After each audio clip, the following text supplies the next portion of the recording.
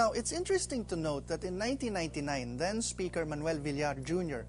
gave his fellow congressman a copy of this rather elderly book. And it's interesting because the transmission of then-President Joseph Estrada's articles of impeachment to the Senate was made possible by Villar studying these and other rules and finding a way to get it past the defense line of congressmen lined up to prevent it. Now, tonight we have with us a veteran legislator, Victor Ortega of La Union. Now, Representative Ortega has been in the House not once, but 4 times. He's a congressman at present, and before that, he was a congressman from 1987 to 1998. And along the way, he's been governor and vice governor of La Union, a delegate to the 1971 to 73 Constitutional Convention, and even earlier, a technical assistant in the office of Speaker Cornelio Villarreal, during whose time this book was put together. Now, we've asked Representative Ortega to walk us through the basics of parliamentary procedure in its 2 aspects. The first aspect governs the House of Representatives when it meets in session. The second aspect governs not just the House's component committees, of which he chairs one of the most newsworthy ones, the House Committee on Constitutional Amendments, but something that's put him in the headlines recently, which is what are the procedures during Congress is tackling constitutional amendments. Now, thanks to the magic of the internet, you can look up the 2 main sources used by private and public people alike to run their meetings smoothly. They're Robert's Rules of Order, put together in the late 19th century by this man, Robert himself, and Mason's Manual of Legislative Procedure, used as a guide by most American legislative bodies. Now, we'll be referring to these and other sources as we go through the tricky path of parliamentary procedure with Representative Ortega. But first, we're going to give this hammer, which you can see here, properly known as a gavel, to Representative Ortega. Now, you can see this picture of Claro M. Recto as president of the 1935 Constitutional Convention holding his own gavel. Now, stylish as his photo is, according to one authority, this pose is all wrong. Robert's Rule of Order, newly revised, provides guidelines on the proper use of the gavel in deliberative assemblies such as Congress. For instance, the chair is never to use the gavel in an attempt to drown out a disorderly member. Rather, the chair should give one vigorous tap at a time at intervals. The chair should not lean on the gavel, juggle or toy with it, or use it to challenge or threaten or to emphasize remarks. The prohibited practice of a chair cutting off members' rights to debate or introduce secondary motions by quickly putting a question to a vote before any member can get the floor is referred to as gaveling through a measure.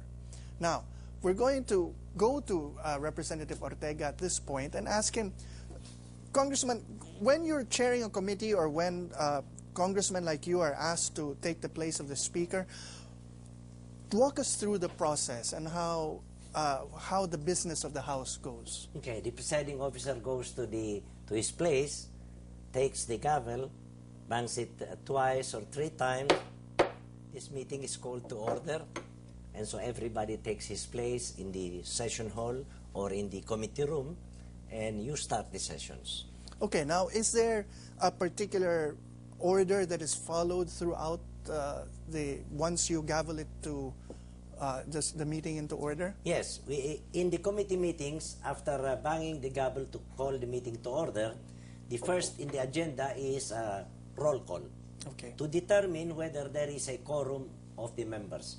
In Congress, 1/6 of the total membership would be enough to constitute a working quorum of the committee. Of course, in the plenary session, which is when Congress meets in session, the quorum needed is a majority. In other words, 1/2 plus 1.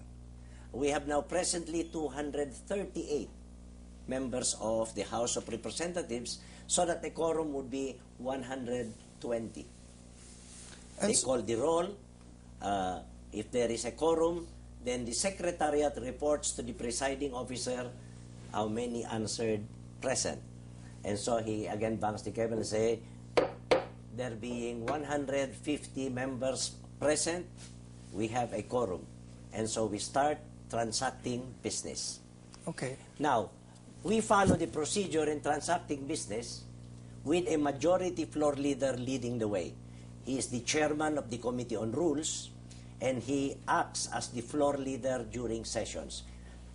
he has also some deputies in case he... And so that's why when we're watching what's going on in the House of Representatives, the Speaker is standing at the dais where you are, but it always talking to the majority leader. Asking for what does the majority floor leader say. And now the majority floor leader is now the one who guides the direction of the discussion. For example, the majority leader will say, Mr. Speaker, may I request that Congressman so-and-so, the gentleman from this district, be recognized to continue the debates, assuming we are continuing a debate from the last session. And so the chair says, the gentleman from Sarangani shall be recognized. And he takes the floor to continue the debate of the ongoing issue. So we're often under, it seems to me, the wrong impression that the presiding officer is the one actually telling people what to do. That's not the case, is it? It's the speaker, really, who controls. Okay. The majority leader suggests, and it is the speaker now who recognizes. Anyone on the floor, any member of Congress on the floor, cannot just stand up and talk. Whatever he may want to say, first, he should address the chair. Okay. He'll say, Mr. Speaker, until he is recognized, he's not supposed to debate or to make any statement. And precisely this is to keep the procedures orderly and to so give that everyone... it will be orderly. You cannot have two members of Congress talking at the same time. Pati kami mahihilo na. So the speaker now directs, okay, the gentleman from this Sarangani or Honorable Congressman so-and-so is recognized, then you talk. It's only when you are recognized by the chair that you are allowed to talk. In our case, there is not much of a problem in the House because we know that. And we do not talk until we are recognized. In other countries, more advanced technologically, they have a switch. Where if it's not your turn to talk and you talk, they just switch off your mic. And you cannot be heard. But in our case, we do not need that. We follow and stick to procedure. So when the speaker recognizes you, then you stand, then you can talk through the microphone. Okay, now there are two separate procedures that when a piece of legislation is making its way through Congress, first, when we sit there in the gallery and watch what's going on, first someone files a bill, proposed bill, for example, you would file a bill. And then walk us through the process that bill goes through. Well, the process briefly, the process for enacting a law. Pagpalagay na, the congressman from Binyan files a bill na dapat gumawa ng overpass sa harap ng Perpetual Health College. Okay? But let's take a simple bill. Huwag masyado yung controversial. Okay. And so, he has to file that bill with the Secretariat. Okay. The Secretariat now sends a copy of that bill after receiving it to the Rules Committee, headed by the Majority Leader, who will put it in the agenda for first reading. Sa pagpapasa po ng batas, meron 3 readings ayon sa rules na ginawa ni Mr. Pareha pa noon. Okay, first reading. Ano ibig sabihin ng first reading? Sasabihin lang po, House Bill number, let us say, 1132, filed by Congressman Fernandez of Laguna to construct an overpass in front of the College of Perpetual Health. Okay. After that, after it is read, then the Speaker now says to the Committee on Public Works. That means it's referred. And to the Committee on Appropriations. So it's referred. So that is what we call the referral of the plenary session to which committee it will go. So yung bill na yon po, pupunta na sa Committee ng Public Works, aaprubahan after deliberation sa committee yon.